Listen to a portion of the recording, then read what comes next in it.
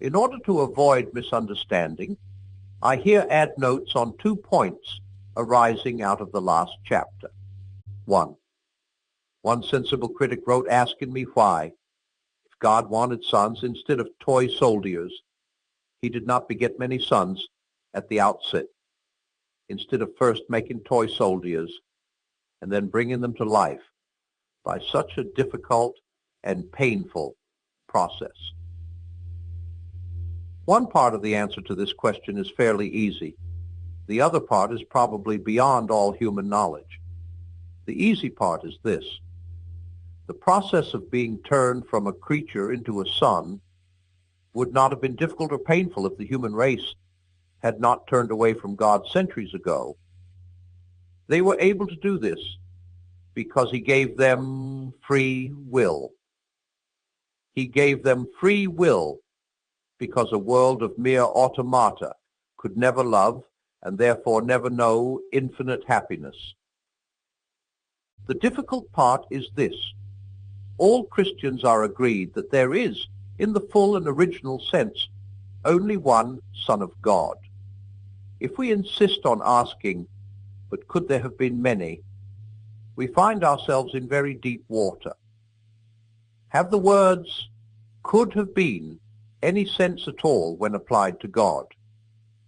You can say that one particular finite thing could have been different from what it is, because it would have been different if something else had been different, and the something else would have been different if some third thing had been different, and so on. The letters on this page would have been red if the printer had used red ink, and he would have used red ink if he had been instructed to, and so on. But when you're talking about God, i.e. about the rock bottom, irreducible fact on which all other facts depend, it is nonsensical to ask if it could have been otherwise. It is what it is, and there's an end to the matter. But quite apart from this, I find a difficulty about the very idea of the Father begetting many sons from all eternity. In order to be many, they would have to be somehow different from one another. 2 pennies have the same shape. How are they two? By occupying different places and containing different atoms. In other words, to think of them as different, we have had to bring in space and matter. In fact, we have had to bring in nature or the created universe. I can understand the distinction between the Father and the Son without bringing in space or matter, because the one begets and the other is begotten. The Father's relation to the Son is not the same as the Son's relation to the Father. But if there were several sons, they would all be related to one another and to the Father in the same way. How would they differ from one another? One does not notice the difficulty at first, of course. One thinks one can form the idea of several sons.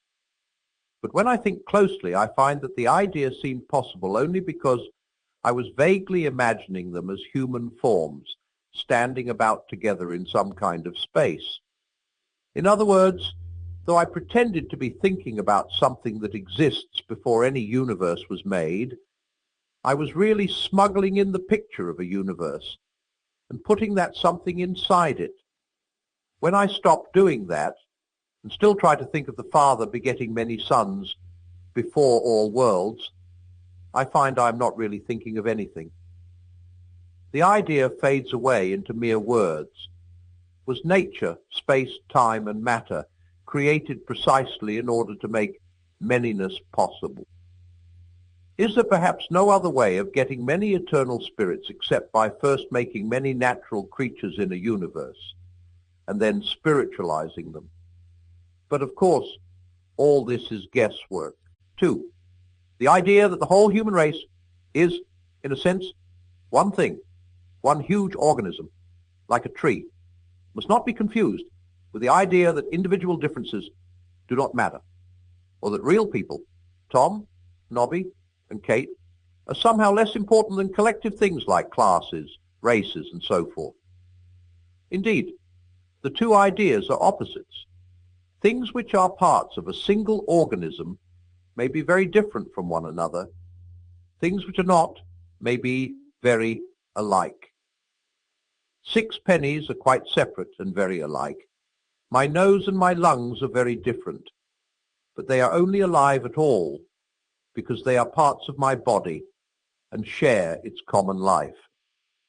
Christianity thinks of human individuals not as mere members of a group or items in a list, but as organs in a body, different from one another, and each contributing what no other could.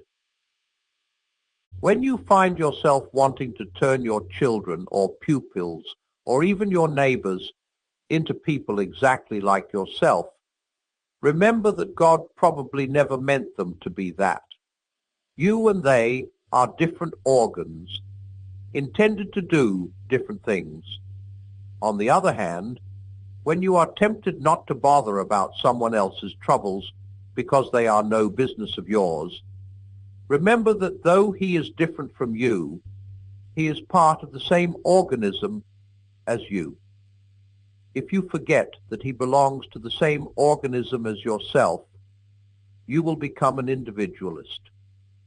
If you forget that he is a different organ from you, if you want to suppress differences and make people all alike, you will become a totalitarian.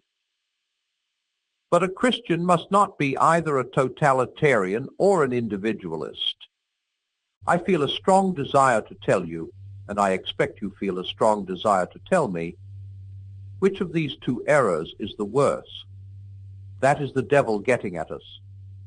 He always sends errors into the world in pairs of opposites. And he always encourages us to spend a lot of time thinking which is the worse. You see why, of course. He relies on your extra dislike of one error to draw you gradually into the opposite one. But do not let us be fooled. We have to keep our eyes on the goal and go straight through between both errors. We have no other concern than that with either of them,